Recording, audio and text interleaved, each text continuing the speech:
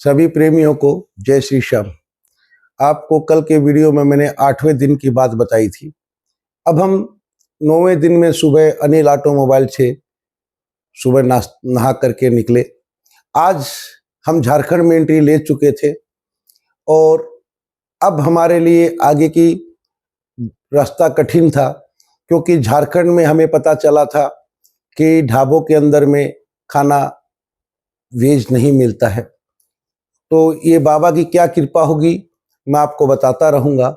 आज सुबह हम अनिल ऑटोमोबाइल से निकले और हमारे पास मोनू भैया से बात हो चुकी थी और हम सुबह वहाँ से नाश्ता वगैरह करके निकले। निरसा में हमने मोनू भैया के घर पे हमारी मुलाकात हुई और उनके यहाँ पर हमने दोपहर का प्रसाद लिया। और वहाँ से जब हम निकले तो हमें ये नहीं मालूम था हमें रुकना कहाँ है, क्या करना है, कैसे चलना है। गूगल का मैप था और आगे का रास्ता, उस जगह पे श्याम प्रेमी मिलेंगे नहीं मिलेंगे कोई भी जानकारी नहीं थी। तो हम एक ढाबे में जाकर के शाम को बैठे चाय वाय पीने के लिए। तो ढाबे वाले ने कहा भैया आप बैठिए, आराम कीजिए, हम आपको बाहर से पानी ला देंगे, लेकिन हम अपनी दुकान से चाय आपको नहीं देंगे, क्योंकि आप जिस काम के लिए निकले हैं वो काम के हिसाब से हमारे पास आपके मतलब की चाय नहीं है। उसने अपने ढाबे की एक दूसरी जगह पे ही हमें रोका जहाँ स्वच्छ था। बोला यहाँ हमारे कोई कस्टमर नहीं बैठते, आप यहाँ पर विश्राम कीजिए। तो हमें समझ में आ गया था कि लोगों में ये प्रेम है, ये प्यार है कि कोई अच्छे कार्य के लिए, कोई पूजा पाठ के लिए कहीं जा रहा है तो उसको वो भी ध्यान रखते हैं। वो एक दुकानदार था, चाहता तो हमें वहाँ चाय पानी देता, अपने उसको पैसे मिलते, लेकिन उसकी ये भाव थे कि नहीं, मुझे पैसों से ज़्यादा है कि प्रेमी की सेवा मुझे करनी है। तो हमने उससे पूछा भी कि भैया यहाँ से 10-5 किलोमीटर में आगे क्या मिलेगा जहाँ हम सो सकते हैं। तो उसने बताया आगे आपको एक मंदिर वगैरह मिल जाएंगे, ढाबे भी मिल जाएंगे जहाँ आप आराम से विश्राम कर सकते हैं।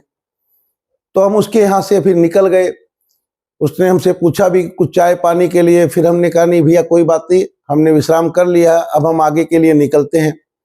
और हम और कृष्णा दोनों जन अपना बात करते करते, बाबा का भजन गाते गाते वहाँ से निकल चुके थे। और कुछ किलोमीटर चलने के बाद एक जगह आई जहाँ पर वेज ढाबा, हमको चाय की दुकान मिली। वहाँ हमने चाय वगैरह पिया। तो उनसे हमने पूछा कि यहाँ बगल में क्या पड़ेगा। तो उन्होंने बताया राजगंज बोल के एक जगह है, वहाँ पर आपको वो भी मिल जाएंगे, रहने की जगह भी मिल जाएगी और मंदिर भी मिल जाएगा।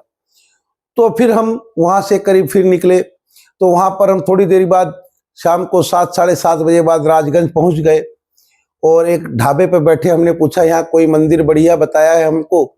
उसका नाम था ठाकुर बाड़ी राम मंदिर। बोला वो बताया, ढाबे वाले ने बताया कि भैया सामने में ही है, आप ठाकुर बाड़ी राम मंदिर में चले जाइए, वो आपको बता देंगे। तो हम वहाँ पर गए। हमने उनको बताया हम ऐसे ऐसे कलकत्ता से, हावड़ा से निकले हैं और खाटू के लिए पद यात्रा कर रहे हैं, तो क्या रात्रि विश्राम हमको मिल सकता है। तो उन्हें बड़े आदर के साथ हमें राम मंदिर में, मंदिर के प्रांगण में हमें सोने की जगह दी। हमने हमारा बेडिंग वगैरह निकाला और मंदिर में हमारा बेडिंग वगैरह लगा लिया था हमने। और फिर उन्होंने पूछा कि आपके भोजन वगैरह की क्या व्यवस्था करनी है या कैसे है।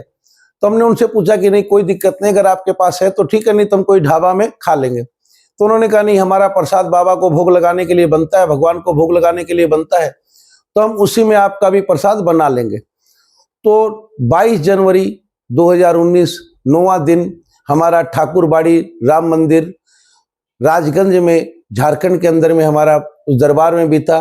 और बड़े ही आनंद की नींद हमें मिली, क्योंकि एक तो ठाकुर जी के दरबार में सोने का मौका और दूसरा जहाँ पर स्वयं राम दरबार हो और जहाँ हनुमान जी विराजे हो, वहाँ पर सोने का आनंद कुछ अलग था।